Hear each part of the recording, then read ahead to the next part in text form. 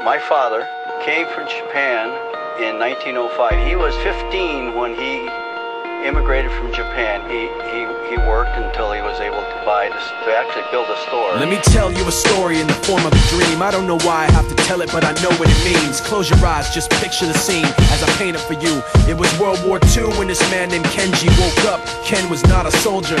He was just a man with a family who owned a store in LA. That day, he crawled out of bed like he always did, bacon and eggs with wife and kids. He lived on the second floor of a little store he ran. He moved to LA from Japan, they called him immigrant. In Japanese, he'd say he was called Issei. That meant first generation in the United States, when everybody was afraid of the Germans, afraid of the Japs, but most of all afraid of a homeland attack. And that morning, when Ken went out on the doormat, his world went black, cause right there, front page news, 3 weeks before 1942, Pearl Harbor's been bombed and the Japs are coming. Pictures of soldiers dying and running.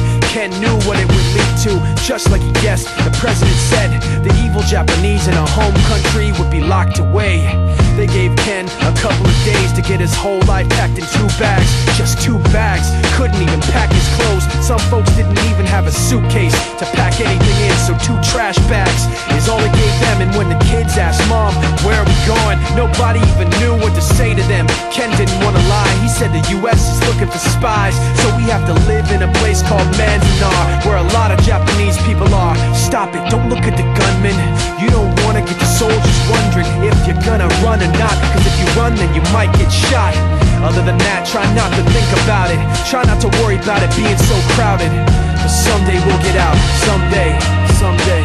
As soon as war broke out, the FBI came and they just come to the house and you have to come. All the Japanese have to go. They took Mr. Nii, and people couldn't understand why they had to take him, because he's just innocent laborer. So now they're in a town with soldiers surrounding them. Every day, every night, look down at them. From watchtowers up on the wall, Ken couldn't really hate them at all. They were just doing the job, and he wasn't gonna make any problems. He had a little garden, vegetables and fruits that he gave to the troops in a basket his wife made. But in the back of his mind, he wanted his family's life saved. Prisoners of war in their own damn country, what for? And time passed in the prison town. He wondered if he'd live it down if and when they were free.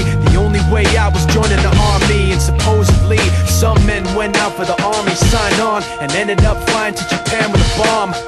That 15-kiloton blast put an end to the war pretty fast. 2 cities were blown to bits.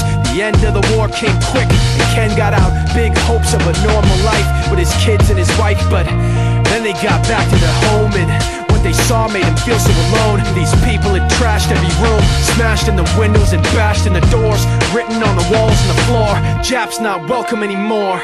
And Kenji dropped both of his bags at his sides and just stood outside. He looked at his wife without words to say. She looked back at him, wiping tears away, and said, someday we'll be okay, someday. Now the names have been changed, but the story's true. My family was locked up back in '42. My family was there where it was dark and damp, and they called it an internment camp.